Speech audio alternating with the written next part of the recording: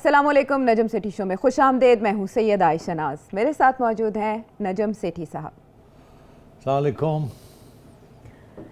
नजम सेठी साहब, अहद इमरान में हम जी रहे हैं तो बात होगी करप्शन के ख़ात्मे की और एहतसाब ही की। और आज एक ताज़ा तैनाती हुई है क्योंकि शहजाद अकबर साहब अपनी खिदमात सर अंजाम देने के बाद रुखसत हो गए या कर दिए गए, तो उनकी जगह साबिक DG नैब जो कि 2010 में नैब में तैनात रहे और मुख्तलिफ रीजन्स में उन्होंने अपनी खिदमत 4 साल तक सर अंजाम दी, उनको वज़ीर आज़म इमरान खान का मुआविन खुसूसी बराए एहतसाब मुकर्रर कर दिया गया है। नोटिफिकेशन जारी कर दिया गया है। ये सुनीत थी कि शायद चेयरमैन नैब तब्दील होने जा रहे हैं और उसके लिए मुख्तलिफ नाम गर्दिश कर रहे हैं, उन पर गौर किया जा रहा है, लेकिन उसके बजाय शहजाद अकबर साहब चेंज कर दिए गए। हालांकि ये भी तो हो सकता था कि उनको चेयरमैन नैब को उनके अहदे से सुबुकदोश कर दिया जाता और मुशीर बराए एहतसाब तैनात कर दिया जाता, लेकिन मुसद्दक अब्बासी साहब को तैनात करने की वजह आपके ख्याल में क्या हो सकती है और क्या अपोजिशन को अब घबराना चाहिए? हाँ जी, हाँ बिल्कुल ठीक है। मैं एक क्लैरिफिकेशन कर दूं जी कि ब्रिगेडियर साहब मुसद्दक साहब ये 2010 में नहीं, अच्छा, ये 99 में जब मुशर्रफ साहब आए और उन्होंने जब नैब बनाई तो उन्होंने इनको कराची भेजा। ये सर्विंग आर्मी ऑफिसर थे और 99 में इनको कराची भेजा। उस वक़्त एक ही हेडक्वार्टर होता था, अब तो कराची और सक्खर में 2 ऑफिसेस हो गए, मगर इनको 99 में भेजा वहाँ और ये वहाँ रहे काफ़ी अरसा। उसके बाद फिर ये 2010 में इनको ट्रांसफ़र किया गया टू पेशावर और वहाँ ये DG नैब रहे। और उसके बाद जब ये रिटायर हो गए तो इनको एडमिरल फसी बुखारी जब नैब चेयरमैन थे तो इनको फिर उस वक्त एज अ कंसल्टेंट हायर किया गया टू नैब। तो ये काफ़ी अरसा नैब में रहे हैं जी। और जब ये कराची में थे तो वहाँ एक ऐसी डेवलपमेंट भी हुई जब इन्होंने किसी FBR के किसी ऑफिशियल के ऊपर कोई केस वेस खोला था, तो वो फिर केस वो कंप्लेंट गई टू सिंध हाई कोर्ट और सिंध हाई कोर्ट ने इनके ऊपर कुछ अच्छे रिमार्क्स पास नहीं किए थे कि ये ऐसे लगता था कि हरासमेंट हो रही है, तो थोड़ी सी कंट्रोवर्सी भी बनी। अच्छा। फिर वो केस भी ख़त्म हो गया। और तो उसके बाद फिर ये पेशावर में आए, फिर रिटायर हुए और फिर कंसल्टेंट बने। एंड तो ये इनकी बैकग्राउंड है। और फ़ौज के अंदर ये सर्विंग ऑफिसर थे, मगर इनकी प्रमोशन रुक गई थी वहाँ। और फिर उसके बाद जब ये नैब में आए तो फिर लोगों का कहना ये है कि अगर ये प्रमोशन होती रहती तो ये शायद नैब में ना आते, मगर क्योंकि प्रमोशन रुक गई थी और इंटेलेक्चुअल किस्म के ऑफिसर थे, पढ़ाई लिखाई काफ़ी करते थे। अच्छा। और कैलकुलेशंस करते रहते थे और एस्टिमेट्स लगाते रहते थे और बड़े कीन ऑफिसर थे, जिसे कहते हैं ना कीन, इन्वॉल्व्ड। तो इसलिए फिर इनको नैब में रखा गया। और तो थोड़ी सी कंट्रोवर्सी भी है इनके साथ। तो अब इनको चुना इन्होंने। अब लोग ये पूछ रहे हैं, मुझे ये पूछ रहे हैं जैसे आपने पूछा कि ये क्या कामयाब होंगे या नहीं कामयाब होंगे, जहाँ शहजाद अकबर साहब कामयाब नहीं हुए। तो इस वक्त जो प्रिवेलिंग ओपिनियन है नैब के अंदर, क्योंकि मैंने कुछ नैब के लोगों से बात की है कि आप इनके बारे में क्या सोचते हैं, ये अच्छी अपॉइंटमेंट है, बुरी अपॉइंटमेंट है। वो चिड़िया वहाँ भी घूमती है ना, आपको तो पता ही है। तो वहाँ से ये खबर मिली है कि ये इन्होंने ज़ाहिर है इन्होंने इम्प्रेशन यही दिया होगा कि मैं वो काम कर लूँगा जो कि शहजाद अकबर साहब ने नहीं कर पाए, कन्विक्शंस नहीं कर पाए। और तो मैं ये समझता हूँ कि मेरा अपना ये ख्याल है कि this is not going to be a good appointment. मैं इसलिए कहता हूँ कि यहाँ जो सारे मसले ना नैब के बने हुए हैं, 2 किस्म के मसले हैं नैब के अंदर। एक तो ये है कि नैब के अंदर केस अच्छा नहीं बनता, वहाँ हाई क्वालिटी प्रोफेशनल्स नहीं है उस किस्म के जो कास्ट आयरन केस प्रोसिक्यूशन के लिए बनाएं, और वहाँ टॉप लॉयर्स नहीं हैं जो कि जाके अदालतों में के नैब के केसेस लड़ें। जी। तो ये 2 कमज़ोरियाँ हैं नैब के अंदर कि तकड़े केसेस नहीं बना सकते, और क्योंकि वो एक्सपर्टीज़ शायद अभी भी नहीं है, बिकॉज़ वो एक्सपर्टीज़ तो फोरेंसिक एक्सपर्ट्स के पास होती है और टैक्स ऑफिशियल्स के पास होती है। जनरल्स और आर्मी के मेजर्स एंड कर्नल्स के पास वो नहीं होती वो ट्रेनिंग उसकी वाइट कॉलर क्राइम की। लेफ़्ट राइट तो ठीक है, ड्रिल्स ठीक है, जंग लड़ना ठीक है, मगर ये जो ट्रेनिंग होती है बड़ी खसूसी स्पेशल किस्म की ट्रेनिंग होती है। अच्छा। वो नैब के अंदर वो उसकी कमी है। और फिर उसके बाद जो आगे जाके अदालतों के अंदर जो लड़ाई झगड़े करने हैं, वहाँ बड़े तकड़े वकील चाहिए और जो कि प्रोसिक्यूट कर सके। और नैब की ये भी कमज़ोरी रही है कि वहाँ तकड़े वकील नहीं। तो इसलिए क्या अब ये वकील भी खुद भी वकील नहीं है। शहजाद अकबर साहब तो खुद वकील थे, कानून बैरिस्टर थे, कानून जानते थे, इसलिए उन्होंने केसेस अपनी तरफ से तो तकड़े बनाए और काफ़ी मेहनत भी की, मगर रुकावटें उनके लिए काफ़ी थी। और ख़ुसूसन अदालतों के अंदर रुकावटें तो होती है, ड्यू प्रोसेस होता है और कानून है आपके जिसके बिना के ऊपर आपको करना पड़ता है सब कुछ, और इंडिपेंडेंट एविडेंस लानी पड़ती है, विटनेसेस लाने पड़ते हैं, and so on and so fourth. ये बड़ा मुश्किल काम है यहाँ। इसीलिए अदालतों के अंदर बहुत से केसेस 10-10 साल 20-20 साल चलते हैं।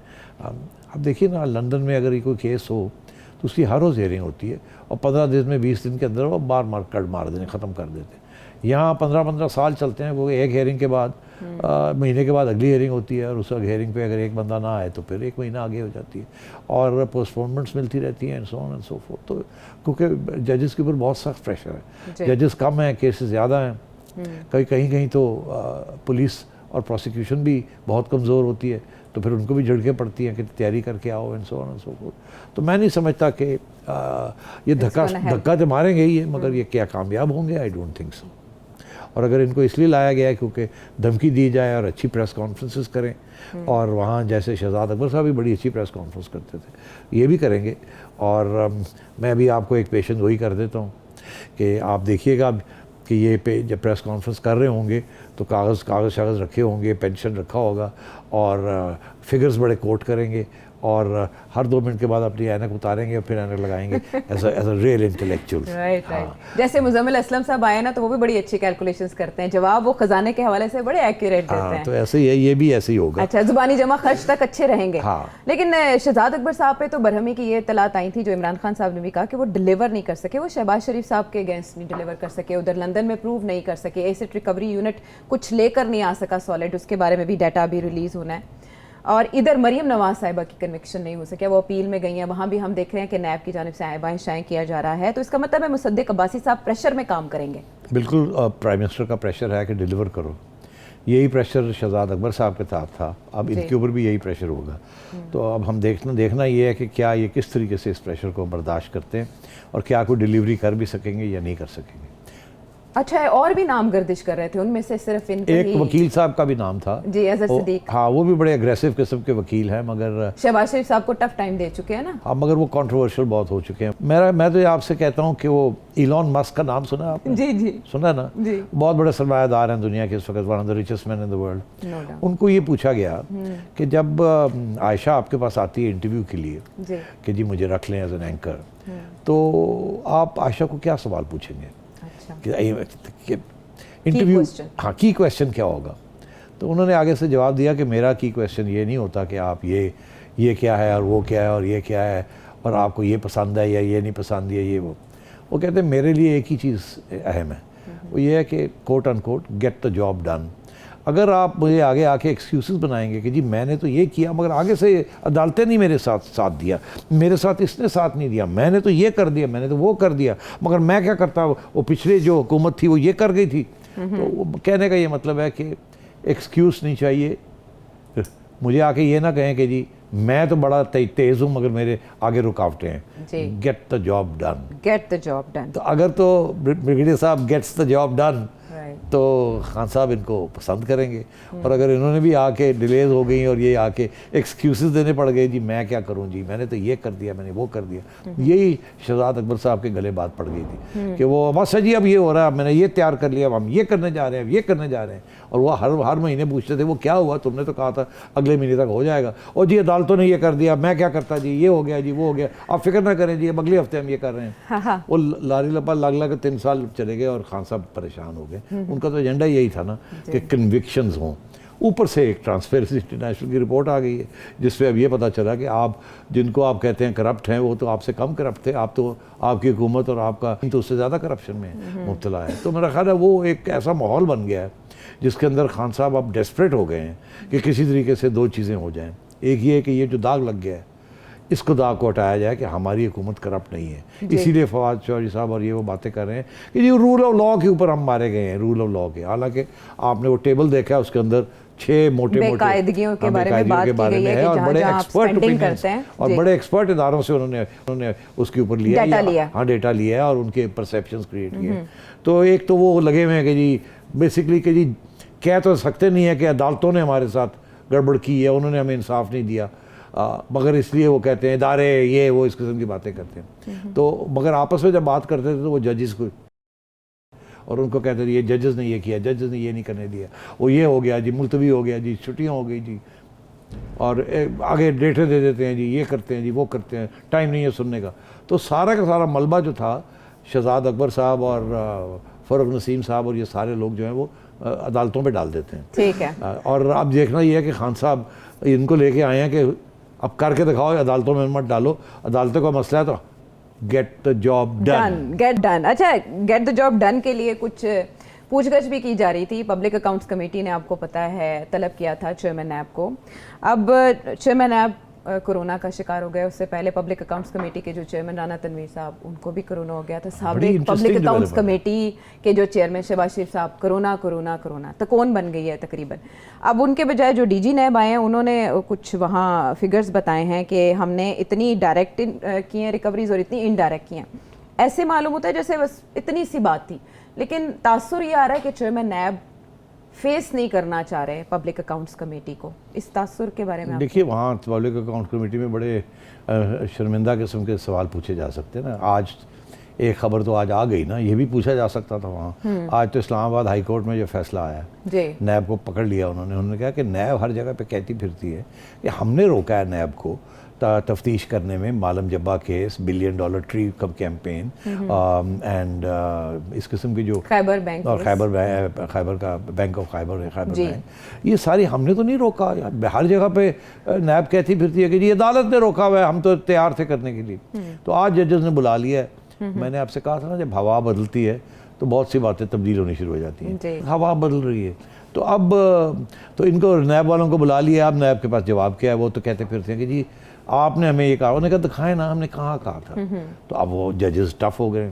तो मैं ये समझता हूँ कि ये अब इस किस्म की अकाउंटेबिलिटी नैब की भी होगी, नैब भी अंडर प्रेशर आएगी अब। अच्छा। और चेयरमैन नैब के ऊपर अगर ये पूछा जाता पब्लिक अकाउंट्स कमेटी में तो क्या जवाब देते? अगर ये जवाब अगर वहाँ दिया जाता तो फिर तो इस्लामाबाद पेशावर हाई कोर्ट ने बुला लेना था कि जी आप ये क्या गलत बयान नहीं कर रहे हैं जी। तो आपको याद होगा आयशा कि एक इंटरव्यू हुई थी चेयरमैन नैब की चौधरी साहब, जावेद चौधरी साहब के साथ, जो कि उसके बाद उन्होंने आके उसके ऊपर एक कॉलम भी 2-3 लिखे और फिर कुछ तबसरे भी किए। उन्होंने कहा हवाओं का रुख बदलने वाला है। और उसमें उन्होंने क्या कहा था? क्या उन्होंने कहा था कि चेयरमैन नैब ने मुझे कहा है कि अब परवेज खटक के खिलाफ भी कार्रवाई होगी और लोगों के भी नाम लिए थे, याद है आपको जी।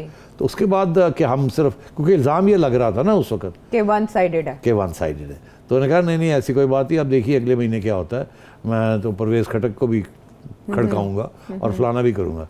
और वो उसके बाद फिर क्या हुआ शायद आपको याद नहीं है, मैं याद दिलाऊं क्या हुआ। वो स्कैंडल की बात तो नहीं करने लगे आप? तो सब जानती हैं, आप भी बड़ा फॉलो करके रखते हैं चेयरमैन नैब की आने जाने।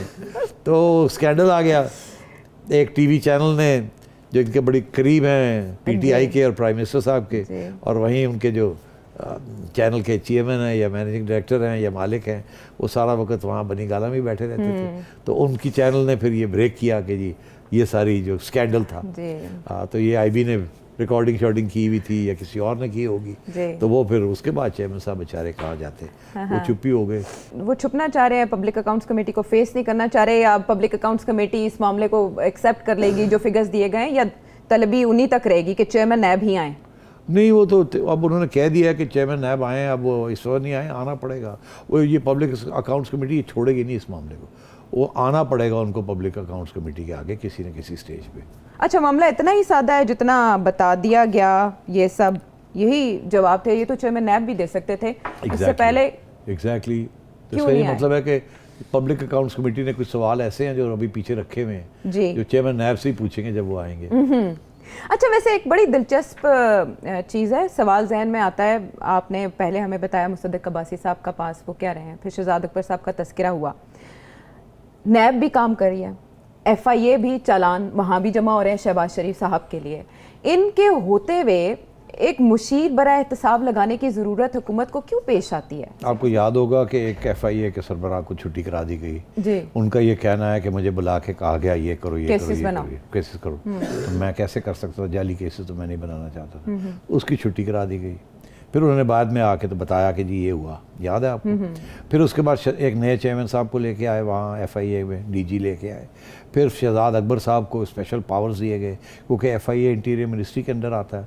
फिर शेख साहब को ये कहा गया कि इसकी ये जो अकाउंट्स यूनिट है, रिकवरी यूनिट बनाया गया और इसको कहा गया कि आप डील करें विद FIA इंटीरियर मिनिस्ट्री के अंडर। ये डायमेंशन जो है, ये हिस्सा जो है, ये शेख साहब या इंटीरियर सेक्रेटरी नहीं करेगा, ये आप करें। तो उनको एक पूरी महकमा दे दिया।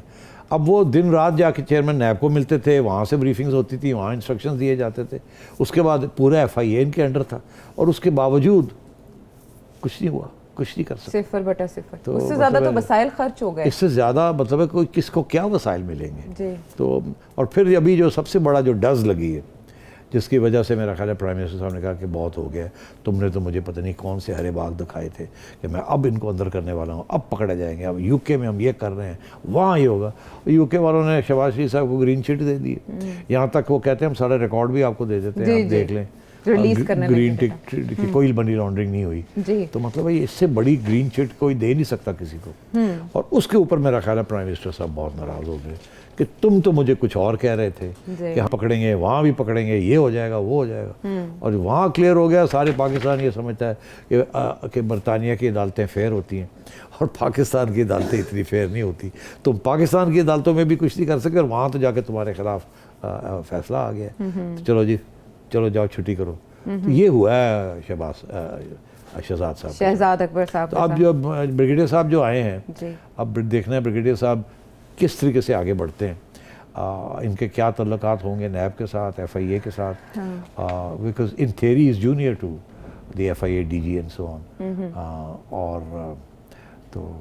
और इनका एक अप्रोच भी है।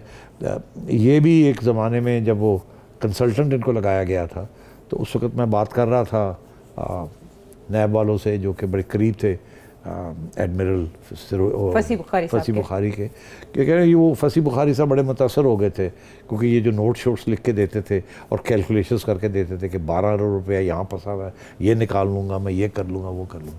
तो अब भी यहाँ भी मेरा ख्याल है कुछ इस किस्म की बात हुई होगी कि इतने पैसे मैं निकाल के दूँगा, मैं ये कर दूँगा, मैं वो कर दूँगा। अब बात यह है कि जी यहाँ दो बातें हम इससे बाद फिर आगे कोई और सब्जेक्ट डिस्कस करते हैं कि इनके पास कितना टाइम है।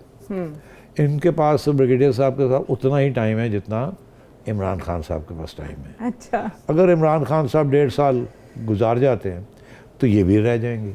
अगर खान साहब जो है उसके बाद एक और इलेक्शन जीत जाते हैं तो शायद ये और भी इनको टाइम मिल जाए। और अगर खान साहब की अगले 2 माह के अंदर छुट्टी हो जाती है तो ब्रिगेडियर साहब की भी अगले 2 माह के बाद छुट्टी हो जाएगी। तो अब ये देखना ये है कि इनका जो फेट है कि इनके साथ होगा क्या, ये कितने कामयाब होंगे, ये अब लगा हुआ है इमरान खान साहब के फ्यूचर के साथ। और शहबाज शरीफ साहब और मरियम नवाज साहबा के पास कितना टाइम है? उनके पास उतना ही टाइम है जितना इमरान खान साहब के पास है। वो ये ऐसे क्योंकि अगर इमरान खान साहब सर्वाइव कर जाते हैं जी। तो फिर उनके ऊपर टाइट करना शुरू हो जाएंगे। और अगर वो कामयाब, अगर वो फारग हो जाते हैं खान साहब जैसे भी, तो फिर मरियम और शहबाज शरीफ साहब दंदन आएंगे। ठीक है। अब जाहिर है आने वाला 1 हफ्ता 2 हफ्ता जिनको आप सेंसिटिव करार दे चुके हैं, इंसाफ और हकीकत, वो सारी बातें, कुछ हकीकत और कुछ अफसाना, इसका मुरक्कब है सारा बयानिया जो जिस पे बात हो रही है। और हम वापस आएंगे, इसको कंटिन्यू करेंगे ब्रेक के बाद।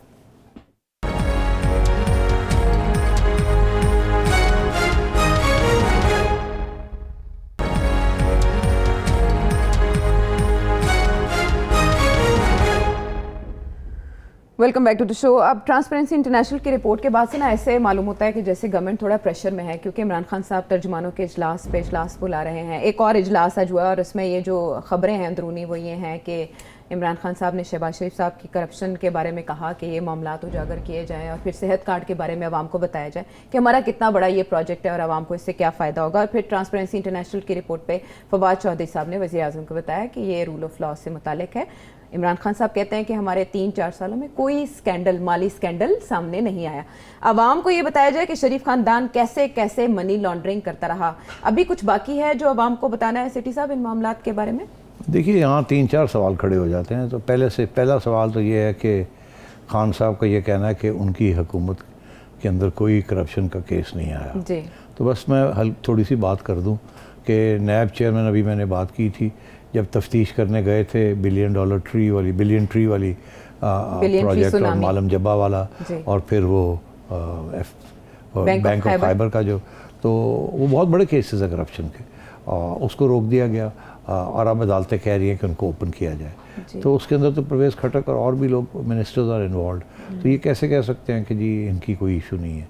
फिर आपको पता ही है रिंग रोड जो सारा इशू है इस्लामाबाद पिड्डी वाला, जहाँ ज़मीनें ली गई और उसके अंदर बहुत से लोगों के नाम भी आए, जुल्फ़ी बुखारी का नाम भी आया और लोगों के नाम भी आए। अब वो हकीकत क्या है वो तो हमें नहीं पता, मगर स्कैंडल तो बना और फिर जुल्फ़ी बुखारी साहब को भी खान साहब ने फ़ारग कर दिया। अब वो भी आज तक नहीं पता चला क्यों फ़ारग किया। क्या खान साहब यकीन करते हैं कि Zulfi Bukhari was involve in it, या जुल्फ़ी बुखारी किसी का फ्रंटमैन था या नहीं था, आई डोंट नो। मगर बातें इल्ज़ाम तो लगे हैं और जुल्फ़ी बुखारी की छुट्टी भी हुई है और करप्शन के ही इल्ज़ाम लगे थे। बुज़दार साहब की हुकूमत के ऊपर इतने करप्शन के इल्ज़ाम है, इतना कुछ हो रहा है और आप यकीन करें क्योंकि आजकल हुकूमत में हैं तो इसलिए ज़रा बातें बाहर नहीं आती, मगर अगर आप कहानियाँ सुने और वो भी और क्योंकि उनका ताल्लुक़ इतने पावरफुल लोगों के साथ है जिनका ताल्लुक़ खान साहब के साथ है ज़ाती, तो इसलिए बात नहीं हम कर पाते, बस वारी चैनल बंद कर देंगे। तो इसलिए ये बातें आएंगी बाहर, जब खान साहब की छुट्टी होगी तो ये सारी बातें बाहर आएंगी, फिर पता चलेगा ये कितना बड़ा पहाड़ था करप्शन का, जिसको छुपा के ये बैठे हुए थे। तो ये कहना कि जी हमारी हुकूमत में करप्शन नहीं हुई, ये तो बिल्कुल एक गलत बयानी है। और मैं आपको बताऊं फाइलें बन रही हैं, फाइलें बनी हुई हैं और बहुत कुछ निकलेगा, ख़ुसूसन पंजाब में निकलेगा और मिनिस्ट्रीज़ में निकलेगा। तो ये अब खान साहब का ये कहना, ये बयानिया भी आया था, एक शुगर स्कैंडल भी आया था, बहुत कुछ है, शुगर स्कैंडल है, वीट स्कैंडल है, पता नहीं क्या कौन कौन से स्कैंडल्स हैं जिनमें इनके लोग थे इन्वॉल्व और उनको बचाया गया है।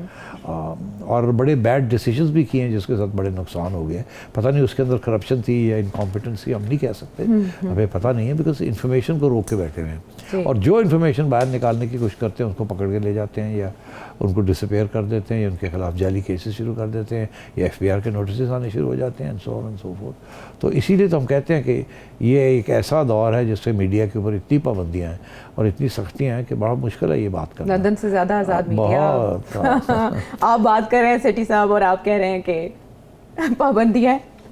अच्छा खैर, जब ये सारी बात हो रही है और एक काउंटर नैरेटिव ऑब्वियसली उसके लिए टास्क दिया जा रहा है तर्जुमानों को, तो शेख रशीद साहब बात ये कर रहे हैं आज भी कि जो बात पेज के फट जाने की जा रही है ऐसा बिल्कुल नहीं है, एक पेज पे है आज ही भी जो हमारी गवर्नमेंट है और इस्टेब्लिशमेंट। एक बहुत अहम मुलाकात आज हुई है हमारे आर्मी चीफ DGI/SI और वज़ीर आज़म पाकिस्तान, PM हाउस में ये मुलाकात हुई है, टेलीविज़न स्क्रीन पर भी सब देख रहे हैं, बड़े खुशगवार माहौल में हुई है। और इमरान खान साहब जो चीन जा रहे हैं, इतलात ये है कि उस पर डिस्कस हुआ है। चीन किस लिए जा रहे हैं सेठी साहब, कोई मुआहदे होने जा रहे हैं? नहीं, कुछ भी नहीं होने जा रहा। चीन में विंटर ओलंपिक्स हो रही हैं जिसको बहुत से वेस्टर्न ममालिक ने बॉयकॉट किया हुआ है। अच्छा। और चीन के प्रेसिडेंट साहब का ये रिक्वेस्ट थी कि पाकिस्तान भरपूर तरीके से पार्टिसिपेट करे, और क्योंकि हमारे पास तो ख़ास विंटर ओलंपिक्स के एक चैम्पियंस ही कोई नहीं है। यहाँ तो विंटर ओलंपिक्स का विंटर गेम्स ही नहीं होती। वो एक मालूम जब आया जहाँ थोड़ी बहुत विंटर की गेम्स होती हैं और वहाँ तो एमेचर्स भी नहीं, वहाँ तो जेंटलमैन जाके वहाँ जो 4 पैसे जिसके पास हैं वही वहाँ कुछ कर सकते हैं। हालांकि टूरिज्म पे काम करना था। तो टूरिज्म के साथ तो ओलंपिक्स नहीं ना खेलते आप। तो अब बात यह है कि खान साहब को दावत दिया as a star, he is a winning captain of world cup, तो उनकी वो एक हैसियत है एज अ स्पोर्ट्समैन और फिर हैंडसम भी हैं, और तो इसलिए उनको बुला दिया गया कि आप आएँ यहाँ आके बैठें। तो बड़ी अच्छी बात है, मैं समझता हूँ हमारी कम से कम किसी ने तो हमारी कदर देखी और हमें हमारे प्राइम मिनिस्टर को बुलाया। वाले तो फ़ोन भी नहीं करते और सऊदी अरेबिया वाले भी कोई ख़ास खुश नहीं हैं। तो इसलिए शुक्र है चाइना वालों ने, और कुछ नहीं, किसी ऑफिशियल दौरे पे नहीं, मगर अगर अच्छा है कि विंटर ओलंपिक्स से बुला एक VIP टिकट दे दिया, आ जाएँ, आप बैठ जाएँ, तो एक आध तस्वीर भी वो उनकी हो जाएगी खान साहब की प्रेसिडेंट साहब के साथ, तो बड़ी अच्छी बात है। अब लोगों का ये कहना है कि अब जो हमें पैसे चाहिए वो 2 किस्म के मसले हैं। एक तो ये है कि चाइना के हमने बहुत से पैसे देने हैं, अच्छा, और वो ड्यू हो गए हैं, ये जो सारा सिपेक के ऊपर इन्वेस्टमेंट्स हुई हैं, ये जो लोन्स लिए। दूसरे हमने और भी पैसे लेने हैं चाइना से, तो ये ज़रूर चाइना के साथ जाके बात होगी कि हमें कुछ पैसे वैसे दे दें, कुछ इन्वेस्टमेंट्स करें। उनकी तरफ से क्या होगा मैं आपको भी बता देता हूँ, बिकॉज कुछ हमें कुछ थोड़ा बहुत तो इल्म होता है कि वो उनकी क्या सोच है। वो ये कहेंगे जी आपने सिपेक के अंदर बहुत सारे रुकावटें क्रिएट कर दी हैं from the bureaucratic point of view, number 1। Number 2 वो ये कहेंगे हमें सिक्योरिटी आपने सही प्रोवाइड नहीं की जिसकी वजह से हमारे ऊपर अटैक्स हो रही हैं। तो कंपनसेशन का तो ऐलान कर दिया गया। कंपनसेशन से सिक्योरिटी तो नहीं मिलती ना, जी बंदे तो मारे जाते हैं ना, जी। तो compensation is neither here nor there. तीसरी चीज़ वो ये कहेंगे कि आपने हमारे जो मुआहदे थे जो हमने आपके साथ किए थे वो टॉप सीक्रेट मुआहदे थे, वो शहबाज शरीफ साहब भी वो दिखा नहीं सके, आज तक वो सील्ड थे क्योंकि उसके अंदर बड़ी सख्त टर्म्स चाइना ने लिए हैं, और वो अगर हम वो पब्लिक कर देते तो कुछ तनकीद होती चाइना के ऊपर कि आज चाइना ने इतने महंगे लोन्स दिए, इतने सूद इतना ज़्यादा लिया है वगैरह वगैरह। तो इसलिए चाइना ने ये कंडीशन रखी थी कि हम पैसे भी देते हैं, काम भी करते हैं, मगर आप हमारे जो मुआहदे हैं ये आप पब्लिक नहीं करेंगे। What about IMF? तो IMF ने आके यहाँ ये बात कही कि जब तक आप हमें वो मुआहदे नहीं दिखाएंगे हम बात आगे नहीं बढ़ेगी। अच्छा, तो आज इन्होंने पूछा कि हमने तो वादा किया हुआ कि हम वो नहीं दिखाएंगे। उन्होंने कहा जी फिर जाओ गुड़ियाँ उड़ाओ जाके, फिर असी नहीं थोड़ा गल करते। तो उन्होंने कहा आपने क्यों देखने हैं, क्या देख के क्या फ़ायदा होगा। उन्होंने कहा हमने ये देखना है कि जो कर्ज़े आपने लिए हुए चाइना से वो भी तो आपने वापस करने हैं ना। हम ये नहीं चाहेंगे जो पैसे आप हमसे कर्जा ले रहे हैं और वो वापस उधर वो आप कर्जा हमसे लेके उनके कर्जे पूरे कर दें, हालांकि वो बड़े महंगे कर्जे हैं और हम तो आपको 1 या 2% पे दे रहे हैं कर्जा, उनको आपने 12-13% पे देना है। तो ये हम देखना चाह रहे हैं कि आपने उनके साथ क्या मुआहदा किया हुआ है और हम आपको कैसे रोक सकते हैं कि हमारा पैसा उनको ना दें आप। अच्छा, तो इसलिए फिर IMF ने जब ये कहा तो इनके पास कोई जवाब नहीं था, तो इन्होंने फिर बड़ी खुफिया तरीके के साथ IMF को दिखा दिया। और फिर IMF को जब दिखाया तो चाइना वालों को पता चल गया कि इन्होंने हमारे मुआहदे दिखा दिए। इस वक्त IMF और वाशिंगटन और अमेरिकन एडमिनिस्ट्रेशन चाइना के ख़िलाफ़ और बरतानिया की एडमिनिस्ट्रेशन और यूरोप वालों चाइना के ख़िलाफ़ एक बहुत बड़ा महाज बनाया हुआ है इकोनॉमिक्स के ऊपर।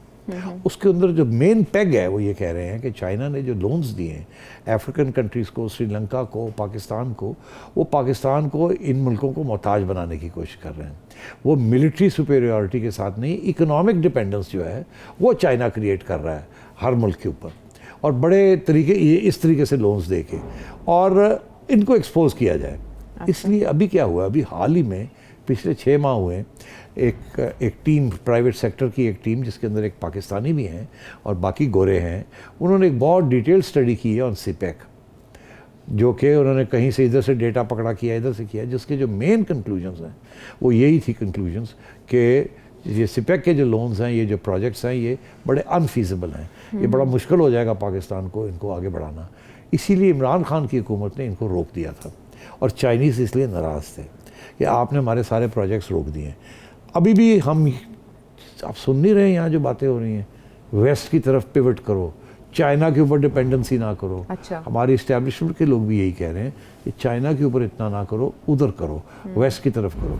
IMF, वर्ल्ड बैंक, ये अदारे जो 1-1, 1.5, 2-2% के ऊपर आपको देते हैं और उसके साथ तजारत भी चलती है, बाकी इंटरनेशनल बैंक्स भी आपके होते हैं, आपके सुकूक बॉन्ड्स भी फ्लोट हो जाते हैं। आज आप इनको छोड़ देते हैं तो आपका एक इंटरनेशनल बॉन्ड नहीं फ्लोट हो सकेगा, आप इंटरनेशनली पैसे रेज ही नहीं कर सकते। अच्छा। चाइना आपको जिसे कहते हैं ना कि लोन नहीं देता, मतलब एक ग्रांट नहीं देता, एड नहीं देता, वो लोन्स देता है और half the loans are very high interest. और दूसरी ये वो कहते हैं कि हम इन्वेस्टमेंट करते हैं जिसके अंदर वो जो पैसा आता है वो बहुत हाई रेट के ऊपर वो अपने रिटर्न्स लेते हैं। फॉर एग्जांपल अगर पावर प्रोजेक्ट लगाना है चाइनीज़ ने और अगर आपने वर्ल्ड बैंक के किसी प्रोजेक्ट में लगाना है तो वर्ल्ड बैंक के प्रोजेक्ट का जो रेट होगा वो कम होगा, चाइनीज़ पावर प्रोजेक्ट का रेट ज़्यादा होगा, क्योंकि वो समझते हैं उनकी रिस्क बड़ी ज़्यादा बड़ी है और वो वैसे भी आपको अपनी तरफ ले जाना चाह रहे हैं। तो इसलिए यहाँ एक माहौल ऐसा बन गया अंडर इमरान खान की गवर्नमेंट और इस्टेब्लिशमेंट कि चाइना के ऊपर इतनी डिपेंडेंस ना की जाए। मिलिट्री ठीक है, मिलिट्री टू मिलिट्री ठीक चल रहा है, हम उनसे नो हाउ नॉलेज और टेक्निकल नो हाउ ले रहे हैं और जहाज़ बना रहे हैं, ये कर रहे हैं, टैंक्स बनाए हमने, मगर इकोनॉमिक्स डिपेंडेंस जो है वो इनके ऊपर नहीं करनी चाहिए। तो ये अब जाएंगे वहाँ और अब ये जाके क्या बात करेंगे कि हमें आप पैसे दे दें, हमें 2%, 3% पे लोन दे दें। चाइना ने आज तक आपको कभी ऐसे पैसे नहीं दिए और किसी को देते भी नहीं हैं। मगर आजकल के हालात क्या हैं, ये कितने कामयाब होंगे या नहीं होंगे। एक बात मैं जाते जाते कह दूं कि ये एक कॉमन परसेप्शन है पाकिस्तान के अंदर आयशा, हमारी सियासी जमातों में, ख़ुसूसन PTI में और नून लीग में और PPP में, ये तीन में, कि चाइना से पैसे भी मिल सकते हैं, अगर लोन्स नहीं मिलते तो कम से कम प्रोजेक्ट लोन्स मिल जाते हैं, शेयरिंग ऑफ प्रोजेक्ट लोन्स। तो जरदारी साहब ने ये मामला शुरू किया था, नवाज शरीफ साहब ने इसको आगे बढ़ाया और इमरान खान साहब ने आके जब देखा तो IMF पहुंच गई और उससे आगे इसके ऊपर हॉल्ट कर दिया। इसलिए इस वक्त बड़ी मुश्किल सूरत हाल। तो ये 2 फरवरी तक दोबारा रिव्यू चला गया IMF का, ये डिले से क्या प्रॉब्लम हो सकती है? ये डिले तो इसीलिए ना कि हम खुद डिले कर रहे हैं। हाँ, वो मिनी बजट सेनेट में लेके जाना, वहाँ से अप्रूव, अभी उसकी ज़रूरत तो नहीं थी, वो तो एक दिन में हो सकता था, मगर इन्होंने उसको भी डिले किया है। मेरा ख्याल है इन्हें इस बात का एहसास है कि अब पता नहीं आगे सूरत हाल कैसे बनने जा रही है, तो ये थोड़ी बहुत डिले करना चाह रहे हैं कुछ चीज़ों को। अब मैं इधर ही बात छोड़ देता हूँ। सूरत हाल कैसी बनने जा रही है, सूरत हाल क्या बनेगी क्या नहीं, लेकिन शेख रशीद साहब ने ये कहा है। अब आप उधर वापस शेख रशीद साहब के हाथ रख दिया है। नहीं, वो कह रहे हैं ऑपोजिशन अदम एतमाद से भाग गई है। कल का इंप्रेशन भी PDM ने ये दिया है। आपने जो बात कही कि ऑपोजिशन की बात की जी, ऑपोजिशन मेरा ख्याल है कुछ चालाकियाँ कर रही है। ऑपोजिशन एक तरफ तो मार्च की बात कर रही है कि हम तो वो करेंगे। मैंने पहले से कहा हुआ है कि वो नहीं होना, याद है आपको? मैं अभी भी अपनी बात पे टिका हुआ हूँ कि वो जो आएगा तो देखा जाएगा ये होता है या नहीं होता। और दूसरी बात ये है कि अपोजिशन ने इस वक्त 2 चीज़ों के ऊपर तवज्जो देनी थी, अभी तक दी नहीं जो जितनी देनी चाहिए थी। एक तो इनको फोकस करना चाहिए था इलेक्शन कमीशन के ऊपर कि जी आपका वो जो जजमेंट आनी है वो क्यों नहीं आई। आपको पता है आयशा आज क्या हुआ? आज खबर ये आई है कि इलेक्शन कमीशन ने पहले फ़ैसला किया था कि स्क्रूटनी कमेटी की जो सारी रिकॉर्ड है, खुफिया रिकॉर्ड भी है, वो भी पब्लिक किया जाए जी। और 1 हफ़्ता हो गया अभी तक वो पब्लिक नहीं हुआ। और आज बाबर साहब ने अकबर एस बाबर साहब ने फिर एक पिटीशन की है इलेक्शन कमीशन के आगे कि जी आपने कहा था ये पब्लिक रिकॉर्ड करेंगे, अभी तक किया क्यों नहीं? और उसके बाद फिर उनका फैसला भी आना है। नहीं तो इसमें आपको क्या डिले की वजह लग रही है? मुझे तो समझ नहीं आ रही पब्लिक क्यों नहीं हो रहा। हाँ, ये पब्लिक तो होना चाहिए। जब 18 जनवरी को कह दिया गया कि सभी कुछ पब्लिक होगा, हाँ, तो क्यों नहीं हो रहा सिटी? तो मेरा ख्याल है इससे कुछ ऐसे फैक्टर्स हैं जो शायद मैं डिस्कस नहीं कर सकता। समझ नहीं रही है, डिस्कस नहीं कर सकता? नहीं, मैं नहीं कर सकता। अच्छा, तो ऑपोजिशन इस तरफ तवज्जो क्यों नहीं दे रही? चाहिए, मैं ये तो कह रहा हूँ डिस्कस मैं नहीं कर सकता, मगर उनको इसको तरफ तवज्जो देनी चाहिए। हाँ, वो खुद उनको पता है। और दूसरी बात ये कि जजमेंट भी एक आनी है, एक नहीं 2 जजमेंट भी आनी है। एक फैसल वाडा साहब के बारे में आनी है और एक इमरान खान साहब के और PTI के बारे में भी आनी है, फॉरेन फंडिंग के। तो हम मुंतजर हैं कि वो कब आएंगी। जो भी आए, हम तो चाहते हैं अब आए ना, 7 साल हो गए, बहुत हो गया। अब बाहर आए, बातें देखें हमको होता क्या है। आप ही कुछ अपनी अदाओं पे गौर करें, हम कुछ अर्ज करेंगे तो शिकायत होगी। सेठी साहब, आप अपोजिशन को मशवरे देते रहते हैं, अपोजिशन मैं जो मशवरा मैंने देना होता है मैं इस चैनल पे देता हूँ, मैं खुफिया कोई मशवरे नहीं देता। मेरा मशवरा एक तजिए के तौर पे वो आप ले लें। अपोजिशन को ये करना चाहिए ना, ये नहीं कि ऑपोजिशन के ये ऑप्शंस हैं, ये ऐसा ऑप्शन है, ये ऐसा ऑप्शन है, ये ऐसा ऑप्शन। अच्छा, आप पे खुद फैसला करें, मेरा काम है तजिया करना। हाँ, लेकिन ये हसास मामला करार दे रहे हैं शायद खाकान अब्बासी साहब अभी तक। अच्छा, हाँ, ये क्या कह रहे हैं? वो कह रहे हैं तहरीक अदम एतमाद हसास मामला है। बस फिर 1 हफ्ता 10 दिन ठहर जाए ना, इतनी काली की पई है, ठहर जाओ। 3.5 साल गुजारे जाए, हफ्ता 10 दिन 15 दिन ठहर जाओ। अच्छा, हफ्ता 10 दिन 15 दिन इसी साल के? अब इस साल में तो इतने रहे नहीं। अब बस साल तो खत्म हो गया, नया शुरू हो गया। असल में मौलाना फजल मेरा मतलब है अगले 10-15 दिन ठहर जाएं, कोई खबरें आएंगी, अच्छी होंगी बुरी होंगी, हमें क्या पता। मगर मेरा ख्याल है कुछ चीजें होने वाली हैं। वो क्या होने वाली हैं तो देखिए क्या होता है। असल में वो जहन में तब आया ना थोड़ा सा डाउट। मौलाना फजलुर रहमान साहब ने ये कहा था कि हमसे वादा किया गया था कि मार्च में ये निजाम लपेट दिया जाएगा। तो जब सवाल पूछा गया जी, जब वो धरने पे गए थे, तो उन्होंने कहा हमसे मार्च तक का वादा किया गया था जी। तो उनसे फिर ये भी कहा गया कि कौन से साल का मार्च। तो मैं भी इसीलिए ये सवाल पूछ रही थी कि कौन से साल के 10-15 दिन आगे जाना है। जाहिर है मैं तो आज बात कर रहा हूँ। 10-15 दिन। अच्छा, चलो मैं मौजूद की बात कर रहे हैं। 10-15 दिन में कोई खबर तो आनी चाहिए। नहीं आनी चाहिए, लोग बड़े बेचैन हैं, कोई खबर मिलनी चाहिए, या आर या पार, ये खबर होनी चाहिए। ठीक है, खबर का इंतजार करते हैं और हम वापस आते हैं एक ब्रेक के बाद।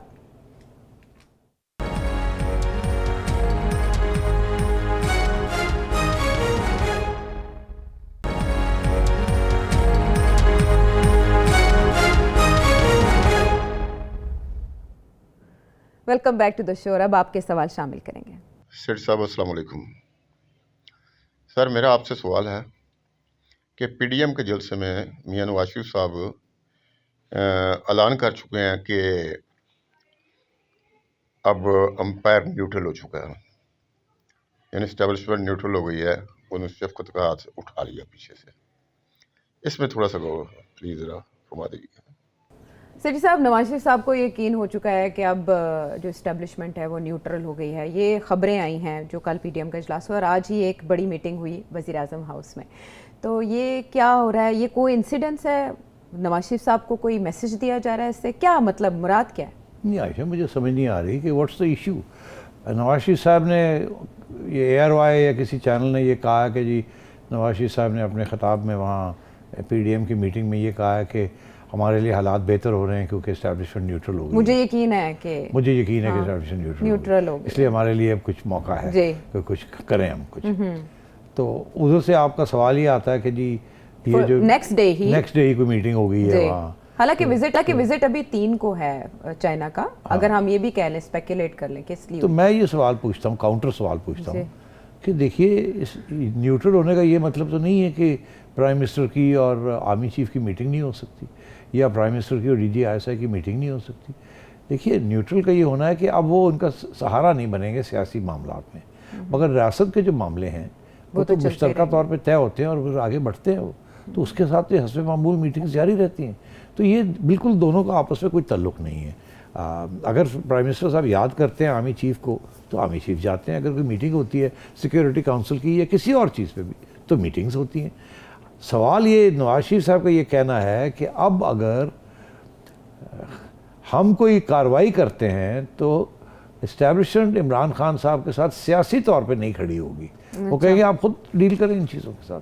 पहले ये था कि जी इलेक्शन भी जिता दी, ये हो गया वो हो गया, अब वो खाते बंद हो गए, ये उनका कहना है। इससे ज़्यादा बड़ी बात तो नहीं की। अब बात यह है जो आप और हम जैसे लोग जो देख रहे हैं, हम भी तो सबूत चाहते हैं ना कि वो न्यूट्रल हो गए कि नहीं हो गए। शायद नवाज शरीफ साहब को शायद कोई ऐसी इन्फॉर्मेशन हो कि वो न्यूट्रल हो गए, मगर हम तो अभी भी ढूंढ रहे हैं कि जी न्यूट्रलिटी उस वक्त पता है चलेगी जबकि खान साहब के ऊपर कोई क्राइसिस आएगी। अगर कोई वोट ऑफ नो कॉन्फिडेंस होता है या कोई और कोई चीज़ होती है तो फिर पता लगेगा कि न्यूट्रल है या नहीं है। अगर तो गवर्नमेंट की हेल्प करेंगे टेलीफोनों के ज़रिए और लोगों को कहेंगे जाएं तो फिर तो न्यूट्रल नहीं है। और अगर चुप करके बैठे रहेंगे तो फिर ये भी पता चल जाएगा कि उन्होंने कोई मदाखलत नहीं की। अच्छा। तो अभी वो वक्त आने वाला है कि दूध का दूध और पानी का पानी हो जाएगा। अच्छा, पहले तो हम पीडीएम के इजलास तक इंतज़ार कर रहे थे, अब ऐसी खबरें भी, ऐसी इतलात भी हैं कार्रवाई करने की। आपने बात की कि अगर हम कार्रवाई करें तो वो उनका हिस्सा ना डालें, जैसे उनका साथ ना दें जैसे माजी में देते रहें। पंजाब की हद तक की अदम एतमाद आ जाता। सुना है नून लीग की ऑप्शन अपने हाथ में दबा के बैठी। नहीं, देखिए नून लीग के पास कुछ ऑप्शंस होंगे ना जिसकी वजह से वो ये कह रहे हैं, मगर फिर लोगों को साथ लेके चलना पड़ता ना। पंजाब में अगर इन्होंने कोई तब्दीली करनी है तो चौधरीज़ के साथ बैठ के कोई बातचीत करनी पड़ेगी ना। अच्छा। उनके साथ बैठ के कुछ मुआहदे करने पड़ेंगे ना। पीपल्स पार्टी का तो ख़ास स्ट्रेंथ नहीं है पंजाब के अंदर। जो 10-12 लोग हैं जिनको इधर उधर करना है चौधरीज़ के पास है। सेंटर के अंदर अगर 10-12 लोग इधर उधर करने हैं वो जहांगीर तरीन के पास है, और वहाँ तो पीपल्स पार्टी की भी ज़रूरत है। तो इसलिए वो मुआहदे जो हैं वो अब जब तक शुरू नहीं होंगे, आपस में बैठ के बातें नहीं होंगी, उस वक्त तक वोट ऑफ नो कॉन्फिडेंस को लॉन्च करना कुछ लोग ये कहते हैं कि शायद मुनासिब नहीं है। अभी तक तो हमें कोई ख़बरें नहीं आई। आज एक ख़बर आई है कि मौलाना ने जमात इस्लामी के अमीर के साथ रब्ता किया है, मुलाकात की है। अब देखें आगे अगर मौलाना की कल को ये पता चले कि मौलाना उठ के कराची चले गए जरदारी साहब को मिलने, या तो फिर हम बात को आगे बढ़ा सकते हैं। फिर हम ये कहेंगे कि जी मुआहदे अब बात बनी, अब ये मिलना शुरू कर दिए, कुछ मुकमुका हो रहे हैं, मगर अभी तक तो ऐसी कोई ख़बर नहीं आई।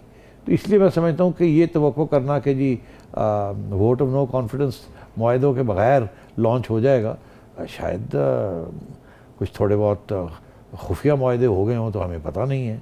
मेरी चिड़िया ने तो अभी रिपोर्टिंग नहीं की इस किस्म की। आपकी चिड़िया पर भी एक केस बनवा देते हैं अगर वो खबरें नहीं दे रही तो, ताकि खबरें देना शुरू हो जाए। किसी वक्त भी हो सकता है, देखिए ना, ये एक खुली बात है जी। आपने आज भी मुझे बताया कि जी मौलाना ने जमात इस्लामी के साथ रब्ता कर लिया, तो मैं यही कह रहा हूँ आप देखते चलें।